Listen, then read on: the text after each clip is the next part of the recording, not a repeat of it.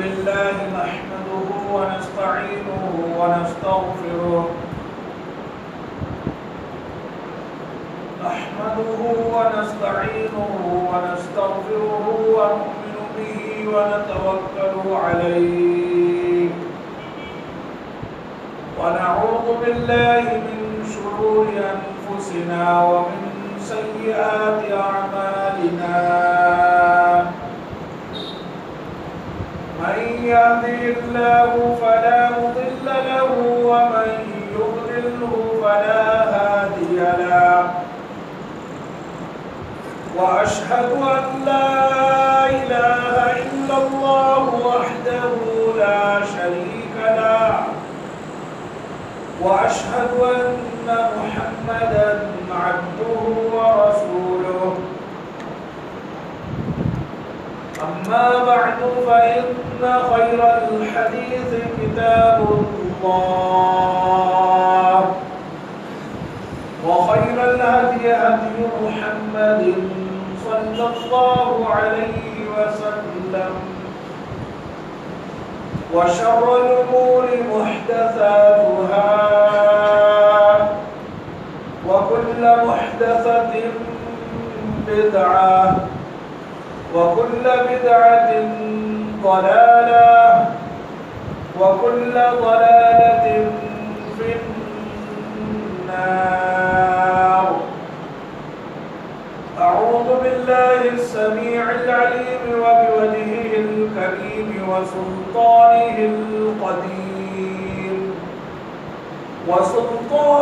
القديم من الشيطان الرجيم. بسم الله الرحمن الرحيم. إن الله وملائكته يصلون على النبي يا أيها الذين آمنوا صلوا عليه وسلموا تسليما. اللهم صل على محمد وعلى آل محمد كما صليت على إبراهيم وعلى آل إبراهيم إنك حميد مجيد. اللهم بارك على محمد وعلى آل محمد كما باركت على إبراهيم وعلى آل إبراهيم إنك حميد مجيد. رب اشرح لي صدري ويسر لي أمري واحلل عقدة من لساني يفقهوا قولي. اللهم انفعني بما علمتني وعلمني ما ينفعني وزدني علما.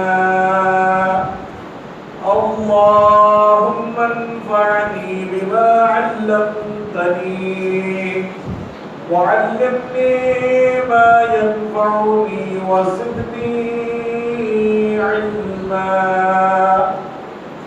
اللهم انفعني بما علمتني وعلمني ما ينفعني وزدني علما.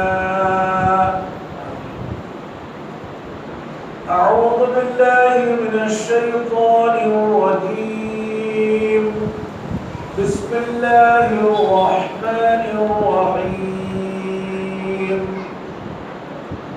وسارعوا إلى مغفرة من ربكم وجنة عرضها السماوات والأرض أعدت للمتقين.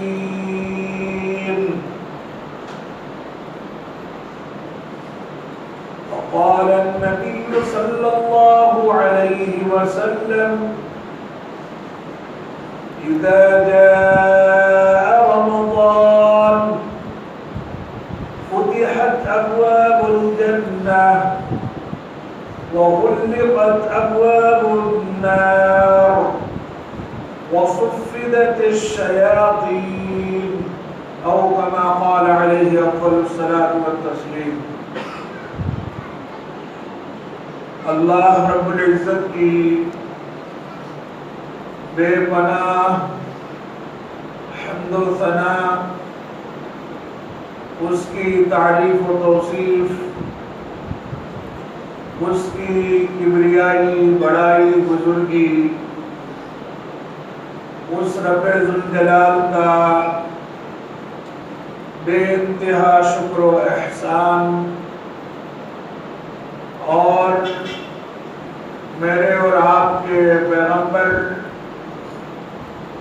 کائنات کے ہادی، امام، مقتدی، رہنما و رہبر، بہتر و برتر، صاحب حوض کوثر، نبیوں کے افسر، خاتم الانبیاء والمرسلین، رحمت للعالمین، حضرت محمد رسول اللہ صلی اللہ علیہ وآلہ وسلم پر انگنت ولا تعداد درود و سلام کے بعد، رب ذوالجلال کی توفیق اور اس کے نہایت ہی فضل سے اللہ کے اس نئے دربار، اس کی عبادت کے اس نئے مرکز، اس نئی مسجد میں دوسرے خطبہ جمعہ کے اس مبارک اور مختصر سے وقت کے لیے موسم، مہینہ اور اس موسم اور مہینے کو اہل ایمان اور اہل اسلام سے جو مقصود ہے، جو طلب ہے، جو تقاضا ہے، اس مقصود، مطلوب اور تقاضے کی مناسبت سے قرآن مقدس کی سورہ آل عمران کی 133 133ویں آیت کریمہ آپ حضرات کے سامنے پڑھی گئی ہے، اور ساتھ و ساتھ متفق علیہ روایت جس کے راوی حضرت ابو ہریرہ رضی اللہ تعالی عنہ ہے، بخاری اور مسلم کی یکساں روایت جس میں نبی اکرم ہادی برحق علیہ الصلوۃ والتسلیم نے فرمایا، اذا جاء رمضان فتحت ابواب الجنہ وغلقت ابواب النار وصفدت الشیاطین۔ یہ الفاظ کی نبی رحمت علیہ الصلوۃ والتسلیم نے موسم اور مہینے کے اعتبار سے اپنی زبان فیض ترجمان سے اس موسم اور مہینے کے مقصد اور غایت کو کائنات کے سامنے رکھا۔ حضرات گرامی، بھائیوں، بزرگوں، دوستوں، ماں اور بہنوں، ہم اور آپ اس بات کو اچھی طرح سے جانتے ہیں، مانتے ہیں، تسلیم کرتے ہیں کہ ہمیں رب العالمین نے اس کائنات میں اکیلے رب العالمین کی عبادت جو اس کے تنہا رسول، اکیلے رسول محمد رسول اللہ صلی اللہ علیہ وآلہ وسلم کے بتائے ہوئے طریقے کے مطابق انجام دے کر رب کی جنت سے ہمکنار ہو جانا ہے۔ پھر یہ بھی بات طے شدہ اور مسلم ہے کہ دنوں،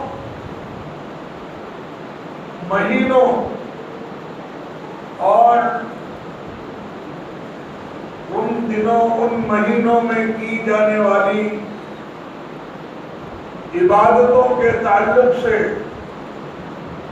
ایام رمضان، رمضان المبارک کے ایام اور دن، ماہ رمضان، رمضان کا مہینہ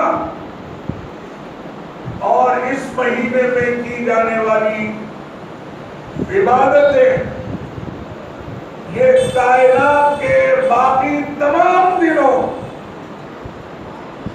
تمام مہینوں اور تمام تر ان میں کی جانے والی عبادتوں کے تعلق سے ان سے اونچی حیثیت رکھتا ہے۔ ایام رمضان، ماہ رمضان اور اس کی عبادتیں دیگر مہینوں اور دنوں کے حساب سے بہت زیادہ اجر و ثواب اور بہت زیادہ اہمیت کے حامل ہیں۔ بالخصوص حصول جنت جو اس کائنات میں اہل ایمان اور اسلام کا مقصد آخری ہے، اس کے حصول کے لیے یہ جنت ان کے ہاتھ آ جائے، رب العالمین نے اس ماہ مقدس میں اس کی اس قدر تاکید کی ہے کہ ایسا لگتا ہے کہ رب العالمین نے اس سلسلے میں حتمی آخری فیصلہ کر دیا۔ آپ نے پچھلے کسی درس میں نبی رحمت علیہ الصلوۃ والتسلیم کے ایسے ہی رمضان المبارک کے ایک مہینے کے جمعے کے خطبے کے موقع پر آپ خطبہ جمعہ کے لیے ممبر پر تشریف لائے، لیکن اس موقع پر آپ نے خلاف عادت و واقعہ، جب آپ پہلے زینے پر چڑھے تو آپ نے کہا آمین، پھر دوسرے پر بھی آمین کہی، پھر تیسرے پر بھی۔ خطبہ جمعہ کے بعد صحابہ کرام رضوان اللہ علیہم اجمعین نے پوچھا، آج آپ نے ممبر پر چڑھتے ہوئے وہ کلمات کہے جو اس سے پہلے کبھی نہیں کہے، یہ ماجرا سمجھ میں نہیں آیا۔ تب کونین کی رحمت اور دارین کی سعادت نے بتلایا کہ جب میں خطبہ جمعہ کے لیے ممبر پر آنے لگا اور میں نے اس کی پہلی سیڑھی پر پیر رکھا، آسمان کا بزرگ فرشتہ، فرشتوں کا رسول امین، زمین کے اس رسول امین کے پاس آ پہنچا تھا۔ میں جب پہلی سیڑھی پر چڑھنے لگا تو آسمان کے بزرگ رسول نے بد دعا کی اور الفاظ یہ تھے، کہا نبی رحمت علیہ الصلوۃ والتسلیم رمضان کے اس مبارک مہینے کے خطبے کے لیے پہلی سینے ممبر کے پہلے سینے اور سیڑھی پر پیر رکھے ہوئے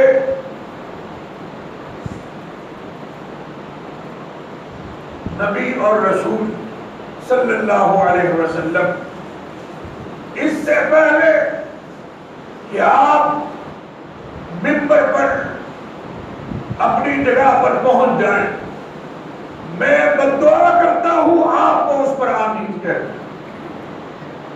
پھر جبرائیل امین نے الفاظ دہرائے اور کہا رب العالمین اس شخص کو اپنی رحمت و جنت سے دور کر دے، وہ شخص تباہ اور برباد ہو جائے۔ کہا کون؟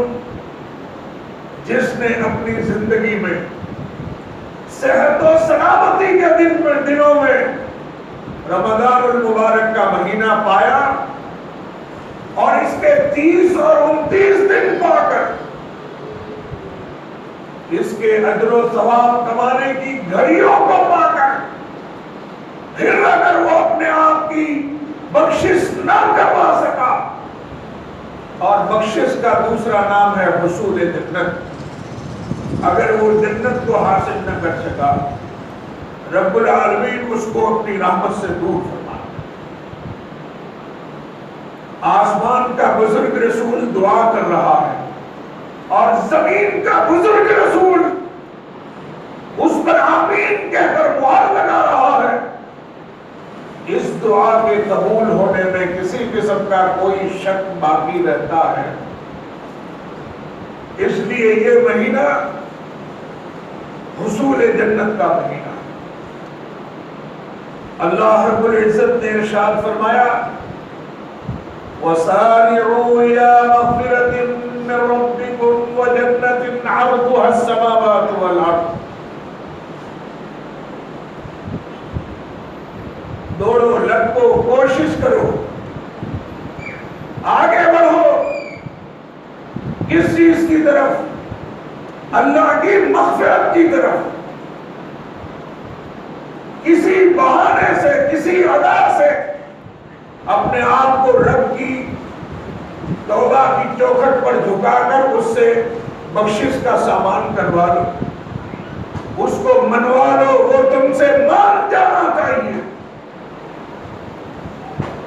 اور اس مغفرت کا دوسرا نام ہے جنت۔ کیسی جنت؟ کیا جنت؟ اللہ نے فرمایا عرضها السماوات والارض، جس کی چوڑائی اتنی ہے جتنا چوڑا آسمان اور زمین۔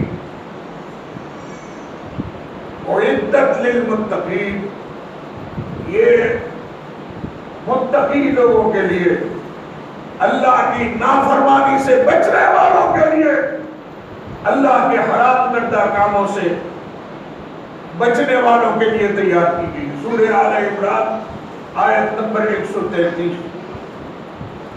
اور نبی اکرم ہادی برحق علیہ الصلوۃ والتسلیم نے فرمایا جب رمضان کا مہینہ سایہ فگن ہوتا ہے تو رب العالمین جنت کے تمام دروازے کھول دیتا اور جہنم کے سارے دروازے بند کر دیے جاتے، اور جو بڑے بڑے پہنچی ہوئی سرکار شیاطین ہیں ان سب کو پکڑ کر زنجیروں سے قید کر دیا جاتا۔ وجہ کیا ہے؟ وجہ حصول جنت۔ جنت کے دروازے اس لیے کھول دیے کہ اہل ایمان کو اس کے حصول کی رغبت پیدا ہو، اور جہنم کو اس لیے بند کر دیا کہ اس سے آزادی کی انہیں جستجو ہو، اور ان بڑے بڑے شیاطین کو اس لیے قید کر دیا کہ یہ اپنے ہتھ کنڈوں میں الجھا کر اہل ایمان کو حصول جنت کے راستے سے ہٹانا دیتے. کیسی جنت حضرات گرامی. آج یہ ہماری بدقسمتی ہے کہ ہم اور آپ دنیا کی ظاہری چمک اور اس کی عیش و عشرت کے درپے ہوئے ہیں. ایسے درپے ہوئے ہیں کہ ہمیں اپنا مرنا تک یاد نہیں ہے, سڑنا اور گلنا تک یاد نہیں رہا. حصول جنت کو حاصل کرنے کی جستجو تو کیا, اس کا خواب و خیال تک نہیں رہا, کیونکہ ہم ظاہر پرست اور دنیا پرست ہو چکے ہیں. دنیا کا مال و اسباب, یہاں کا مال و دولت, یہاں کا عیش و عشرت, ہم نے اس کو اپنے لیے سب کچھ سمجھا ہے. حالانکہ حقیقت اس کے برخلاف ہے. یہ جنت جس کا اللہ نے جس کی طرف آگے بڑھنے کا پیغام دیا اور سال کے 12 مہینوں میں سے اس مہینے کو حصول جنت کے لیے مخصوص اس لیے کیا, یہ کیا جنت ہے. اگر اہل ایمان اس کو اپنی دنیاوی زندگی کی کسوٹی پر ایک مرتبہ رکھ لے تو پھر کبھی دنیا کی رغبت, اس کی خواہشیں, اس کی یہ رنگا رنگ زندگی, یہ لبھانے والی دھوکے کی زندگی ان کے حصول جنت کی راہ کی کبھی رکاوٹ نہ بن سکے, کبھی رکاوٹ نہ بن سکے. اللہ رب العزت نے ارشاد فرمایا مثل الجنت التي وعد المتقون تجری من تحتها الانہار اکلها دائم وظلها. وہ جنت جو تمہاری اس زندگی کا مقصد ہے, کیسی جنت ہے جس کا متقین پرہیزگاروں سے وعدہ کیا گیا ہے. اس کے نیچے سے نہریں بہ رہی ہیں. ہم دنیا کی زندگی اور اس کی فانی عیش و عشرت پہ مر رہے ہیں, منہ پھیر کر دیکھنے کی تا وقت کسی کے پاس موجود نہیں ہے. جنت کیا ہے؟ اکلها دائم وظلها. اس کے اندر جو نعمتیں اللہ نے رکھی ہیں کھانے پینے کی اور اس کا سایہ, وہ سایہ ہے, وہ نعمتیں ہیں جو کبھی ختم نہیں ہونے والی. اور دنیا کی یہ نعمتیں زندگی میں بھی ختم ہو جاتی ہیں, اور پھر آنکھ ہمیشہ کے لیے بند ہو گئی تو ساری نعمتوں کا زندگی کا ہی خاتمہ ہو جاتا. اللہ رب العزت نے دوسری جگہ سورہ محمد میں فرمایا مثل الجنت التي وعد المتقون. یہ جو جنت کی نعمتیں ہیں, اللہ یہ بتلانا چاہتا ہے کہ دنیا کی جتنی نعمتیں ہیں ان کی کوالٹی بھی برقرار نہیں رہتی اور کوانٹٹی بھی برقرار نہیں رہتی. مزہ بھی برقرار نہیں رہتا, کبھی کچھ اور کبھی اس کے کھانے اور پینے سے زندگی کے بھی لالے پڑ جاتے. جبکہ جنت کی نعمتیں رب العالمین نے ارشاد فرمایا فیہا انہار من ماء غیر آسن. پانی کی وہ نہریں بہ رہی ہے جس میں کبھی بو نہیں آ سکتی. وانہار, رب العالمین نے ارشاد فرمایا من لبن لم یتغیر طعمہ. دودھ کی وہ نہریں بہ رہی ہیں جن کا مزہ کبھی نہیں بدلے گا. وَأَنْهَارٌ مِّن خَمْرٍ لَذَّةٍ لِلشَّارِبِينَ، شراب، دنیا کا شراب عقل پر پردہ ڈال دیتا، ماں بہن و بیٹی میں تمیز نہیں کر پاتا۔ وہاں کا شراب خمر، اللہ نے کہا ایسا ہوگا جس سے عقل پر کوئی فرق نہیں پڑے گا، بلکہ لذت للشاربین، پینے والوں کے لیے سراپا لذت کا سامان۔ وَأَنْهَارٌ مِّنْ عَسَلٍ مُصَفًّى، شہد کتنی کوانٹٹی میں مل سکتا، پورا بھرون، سیٹی کو کھنگالو،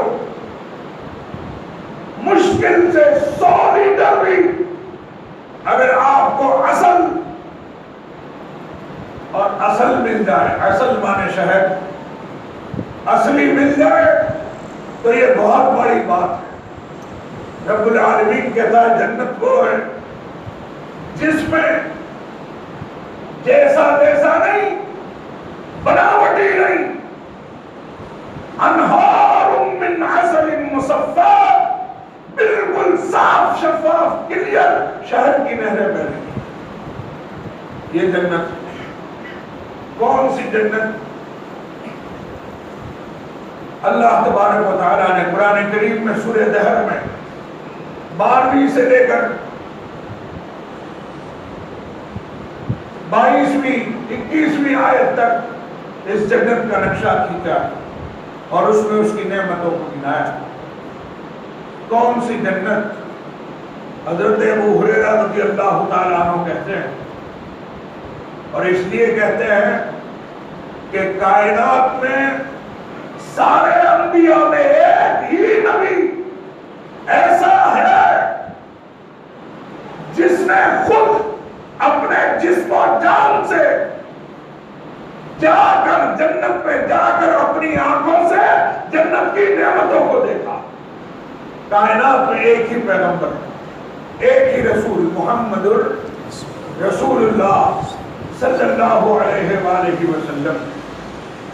آپ نے روحانی معراج کے طور پر تو خواب کی دنیا میں کئی بار جنت کی سیر کی، اس کے پھل بھی آپ کے سامنے نماز کی حالت میں بھی لا کر رکھے گئے، لیکن معراج جسمانی کے ساتھ بھی، ہوش و حواس کے ساتھ بھی، اپنی ذاتی نگاہوں سے جنت کو جا کر دیکھا، اس کی نعمتوں کو جا کر دیکھا، اور آنے کے بعد اپنی امت کو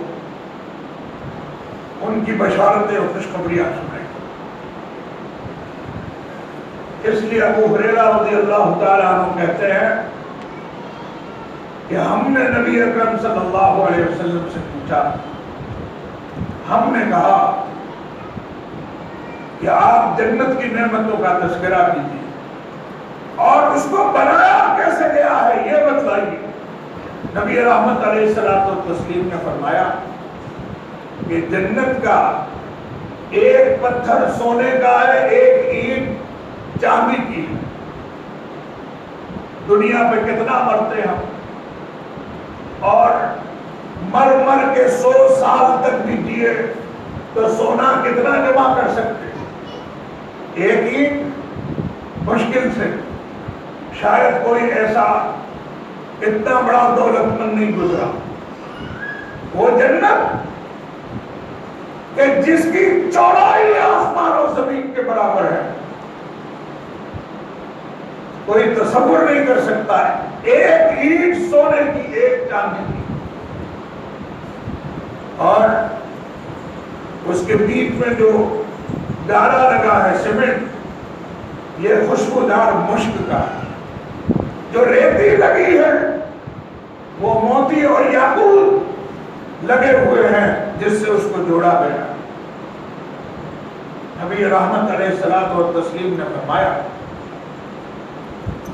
لَمَوْضِعُ قَدَمٍ فِي الْجَنَّةِ، دنیا داروں کے لیے، دنیا کو سب کچھ سمجھنے والوں کے لیے یہ درس عبرت ہے، اور اہل ایمان کے لیے حصول جنت کے راستے پر جانے والوں کے لیے یہ نشان راہ ہے۔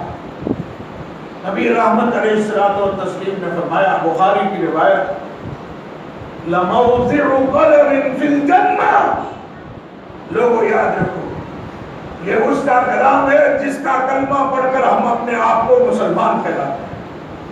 لَمَوْضِعُ قَدَمٍ فِي الْجَنَّةِ خَيْرٌ مِّنَ الدُّنْيَا وَمَا فِيهَا، جنت میں ایک قدم کی جگہ، ایک پیر رکھنے کی جگہ، یہ پوری دنیا اور اس میں جو کچھ بھی ہے اس سے بہتر ہے۔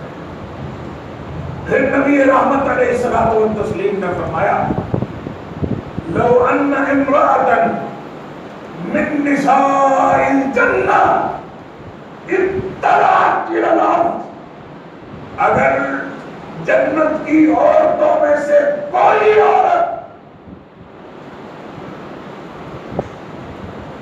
دنیا میں ایک مرتبہ یوں کر کے پلک جھپکا لے، جنت سے براہ راست دنیا کو دیکھ لے، لَأَضَاءَتْ مَا بَيْنَهُمَا، تو اس کی ایک جھلک کی وجہ سے اس کی آنکھوں میں اس قدر نور اور روشنی ہے کہ دنیا و ما فیہا روشن ہو جائے، پھر کبھی اندھیرا نہ چھائے، کبھی رات نہ آئے۔ اور پھر فرمایا، یا پھر اس کی ایک جھلک دنیا میں دیکھنے کی وجہ سے لَمَلَأَتْ بَيْنَهُمَا رِيحًا، دنیا و ما فیہا میں خوشبو کا ماحول ہے۔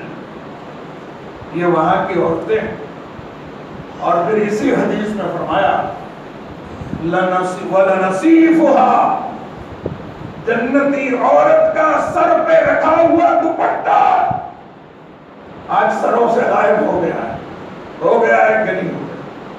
وہاں اہل جنت کا لباس بھی شریفانہ لباس ہے۔ نبی رحمت علیہ الصلوۃ والتسلیم نے فرمایا، وَلَنَصِيفُهَا، جنتی عورت نے جو دوپٹہ سر پہ رکھا ہے، خَيْرٌ مِّنَ الدُّنْيَا وَمَا فِيهَا، یہ دوپٹہ بھی پوری دنیا اور اس میں جو کچھ ہے مل کر اس دوپٹے کا مقابلہ نہیں کر سکتے۔ اس قدر ذلیل ہے یہ دنیا۔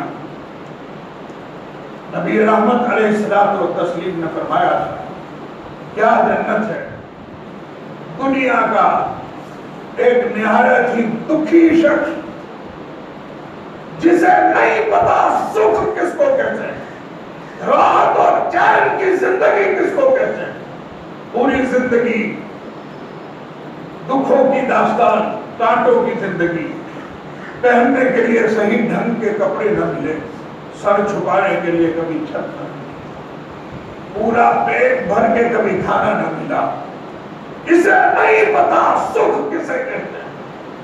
نبی کائنات حضرت محمد رسول اللہ صلی اللہ علیہ وسلم فرماتے ہیں، رب العالمین اس کو ایک لمحے کے لیے، لمحہ کس کو کہتے ہیں، یہ پلک جھپکی اور کھل گئی، اس کو لمحہ کہتے ہیں، ایک لمحے کے لیے اپنی اس جنت میں غوطہ کھلائے گا، یوں ڈالا اور یوں نکال دیا۔ اب اس کو اپنے روبرو کھڑا کر کے پوچھے گا، میرے بندے بتا، دنیا میں کبھی کوئی دکھ دیکھا تھا، کبھی کوئی تکلیف، مصیبت، آفت، پریشانی سے سامنا ہوا تھا؟ ہائے ہائے، پوری زندگی کا دکھی شخص، انتہائی پریشان حال شخص، جنت کے ایک لمحے کے غوطے کے بعد، ایک لمحے کے داخلے کے بعد نکل کر کہتا، اللہ مجھے نہیں پتا کہ دکھ کس کو کہتے ہیں، وہ سارے دکھوں کی داستان بھول گئے، اس جنت کی طرف آگے بڑھو۔ حضرات گرامی، خطبے کی یہ مختصر سے وقت تفصیل کی اجازت نہیں دیتے، یہ بڑی بڑی عبادتیں اللہ ہمیں اس کی توفیق عطا فرمائے، لیکن حصول جنت کے لیے یہ شریعت ہم پر ہماری ماں سے بھی زیادہ مہربان ہے۔ یہ ساری آیتیں، یہ ساری حدیثیں اس بات کو سمجھاتی ہیں کہ اس کائنات میں سب سے زیادہ پیار کا رشتہ، الفت اور عقیدت کا رشتہ، محبت کا رشتہ، ممتا کا رشتہ بیٹے کا اپنی ماں سے ہوتا ہے۔ یہ آیتیں سمجھاتی ہیں کہ جتنی جلدی سگی ماں بھی اپنے بیٹے کی نہیں ہوتی، اس سے نہیں مانتی، نہیں مانتی، اس سے بھی زیادہ جلدی رب العالمین اپنے گنہگار بندے کا ہو جاتا ہے، اس سے مان جاتا ہے، من جاتا ہے، اور آسمان سے لے کر زمین پر کے گناہ لے کر بھی ایک مرتبہ اس کی چوکھٹ پر گناہ کے احساس کے ساتھ اپنے وجود کو اگر وہ ڈال دے تو رب العالمین زندگی بھر کے گناہوں کے نامہ اعمال کو اپنی رحمت کے قطروں سے دھو ڈالتا اور اسے اپنی جنتوں سے ہمکنار کرتے ہیں۔ بڑے بڑے کام اپنی جگہ ہیں۔ اس شریعت کی مہربانی یہ ہے کچھ ایسے کام بھی عطا کیے، کچھ ایسی چیزیں عطا کی جو کرنے میں نہایت ہی آسان ہے، جس کو کر کے آدمی گزر جائے اسے خواب و خیال بھی نہیں رہتا، لیکن اس کے بدلے میں رب العالمین اسے اس جنت سے ہمکنار کرتا۔ کچھ چیزیں سلسلہ وار ہیں، انشاءاللہ وقت زندگی شفا صحت و سلامتی رہی تو ساری چیزیں آپ کے سامنے ایک کے بعد ایک آتی رہی۔ ان چیزوں میں جو کرنے میں بالکل آسان، خواب و خیال میں بھی نہ رہے کہ ہم سے یہ کام ہوا ہے، ان میں سے سر دست پہلی چیز، اس سے پہلے کہ اس چیز کو سنیں تھوڑی سی تمہیدی گفتگو ہو جائے۔ یہ جنت جو ہماری زندگی کا خلاصہ ہے، یہ ہاتھ آ جائے یہ بڑی مشکل چیز ہے۔ یہ جنت راستے میں پڑی ہوئی چیز نہیں ہے، یہ پوری زندگی کی جو ہم نے پابندی کی ہے اسلامی اصول اور قانون کی، نماز، روزہ، حج، زکوٰۃ، عبادات، سنن، حدود، حلال، حرام، احکام، ممانع، جائز، ناجائز، پوری دنیا پیٹ بھر کے کھا کر سو چکی، اور اہل ایمان صبح گئے سے سورج کے نمودار ہونے سے پہلے سے بھوکے اور پیاسے، اللہ نے ان کو عین دوپہر کے وقت اپنے گھر بلایا، گھر بار بیپار و تجارت سب کچھ چھوڑ کے اللہ کے حضور دست بستہ کھڑے ہو گئے۔ کیوں؟ ایک ہی مقصد ہے، ایک ہی دھن ہے، ایک ہی تمنا ہے، اس کے بدلے میں رب ہمیں جنتوں سے ہمکنار ہے۔ زندگی کا خلاصہ ہے، پہلی چیز یہ جنت حاصل ہو جائے یہی بڑی چیز، لیکن اس پر زیادہ یہ کہ اگر اس میں آپ کو جنت بھی ملے پھر اس میں آپ کا ایک خاص محل بنے، یہ اس سے بھی بڑھ کر بات ہوتی ہے۔ سونے پہ سہاگا نور علی نور۔ آئیے اس راستے پر چلتے ہیں۔ ایک تو جنت کا ہاتھ آنا، پھر اس پر زیادہ یہ کہ اس میں رب العالمین آپ کے لیے ایک خاص محل تعمیر کرے۔ یہ کیسے حاصل ہوتا ہے؟ حدیث کے راوی صحابی جلیل خلیفۃ الرسول ذو النورین عثمان ابن عفان رضی اللہ تعالیٰ متفق علیہ روایت کہتے ہیں سمعت النبی صلی اللہ علیہ وسلم، میں نے نبی اکرم ہادی برحق علیہ الصلوۃ والتسلیم کو اپنے اس کان سے کہتے ہوئے سنا۔ کیا سنا؟ من بنا مسجد للہ تعالی، جنت کا راستہ، جنت کے محل کے حصول کا، اور پہلے محل کے حصول کا طریقہ دیکھیے۔ عثمان ابن عفان رضی اللہ تعالیٰ عنہ کہتے ہیں میں نے نبی اکرم صلی اللہ علیہ وسلم سے سنا کہ جو شخص اس دنیا میں اللہ کے گھروں میں سے کسی گھر کو بناتا من بنا مسجدا للہ تعالی، جس نے اللہ کی مسجدوں میں سے کوئی مسجد بنائی. کیوں بنائی؟ لوگ اس کو بہت بڑا سیٹ کہیں نہیں، بہت بڑا سخی داتا کہیں نہیں، یبتغی بہ وجہ اللہ، صرف اللہ کو خوش کرنے کے لیے، اللہ کو راضی کرنے کے لیے، جس کا بدلہ جنت. کونین کی رحمت نے فرمایا بن اللہ لہ بیتا فی الجنہ، اس کے بدل اللہ اس شخص کو جنت تو دے گا ہی، پلس اس پر زیادہ یہ کہ جنت میں اس کے لیے خاص محل بنا ہے. ہماری سوچ کے زاویے بہت مختصر ہیں، ہمارے علم کی بہت اس کا ڈسٹینس کم ہے، اس کا فاصلہ بہت کم ہے. ہم سوچتے ہیں اتنی بڑی مسجد، کروڑوں روپے کی لاگت، بھلا ایک ٹھیلا چلانے والا کہاں سے لگا سکتا ہے؟ رات دن محنت کر کے اپنے بچوں کا پیٹ جو مشکل سے کاٹ سکتا ہے، وہ اتنی بڑی مسجد کہاں سے بنائے؟ بات ایسی نہیں. میں نے پہلے سمجھایا یہ شریعت ہم پر ہماری سانس سے بھی زیادہ مہربان ہے. آئیے ابن ماجہ کی حدیث، اس حدیث کی تفسیر کرتے ہیں. ایک حدیث دوسری حدیث کی تفسیر ہوا کرتی ہے. راوی ہے صحابی جلیل جابر بن عبداللہ رضی اللہ تعالی عنہ، کہتے ہیں میں نے نبی اکرم صلی اللہ علیہ وسلم سے سنا، نبی رحمت علیہ الصلوۃ والتسلیم نے فرمایا من بنا مسجدا للہ، جس نے اس روئے زمین پر اللہ کا کوئی گھر بنایا. کتنا بنایا؟ اتنی بڑی مسجد نہیں، کتنا حصہ لیا؟ آپ کتنا سوچ سکتے ہیں؟ حدیث کے الفاظ ہیں جس نے اس کائنات میں اللہ کے گھر کے بنانے میں حصہ لیا. کتنا چھوٹا سا حصہ، مثال اور تعبیر دے کر رسول رحمت علیہ الصلوۃ والتسلیم نے فرمایا کمفحص قطاط، قطاط ایک چھوٹا سا پرندہ، وہ بیٹھے گا تو کتنی سی جگہ رکے گی، بظاہر اس پر سجدہ بھی نہ ہو سکے. قربان جائیے اس شریعت پر.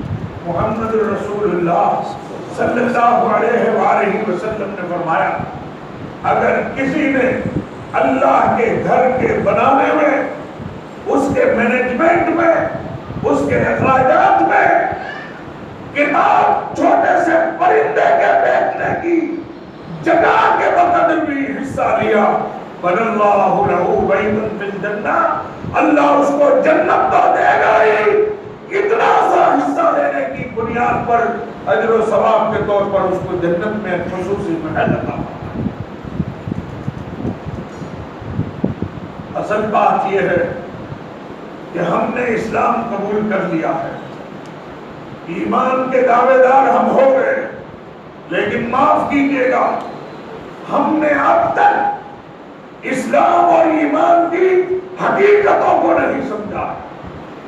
آج خطبے کا خلاصہ یہ ہے کہ ہم ایمان اور اسلام کی حقیقتوں کو سمجھیں. ایمان اور اسلام کی حقیقتوں کا خلاصہ یہ ہے کہ اس دنیا میں ہماری جان، ہمارا مال، ہماری عزت و آبرو، یہی سب کچھ ہوتا ہے. اس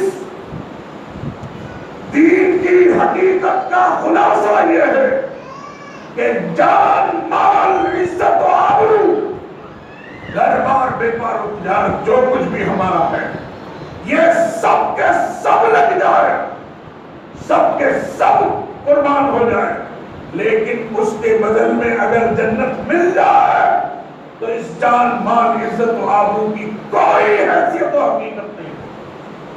تم وہ لوگ ہو کہ اس دنیا میں وجود کے ساتھ تم نے اللہ سے عہد کیا ہے. قرآن نے اس عہد کو دہرایا ہے، ان اللہ اشتری من المؤمنین انفسهم واموالهم بان لهم الجنہ.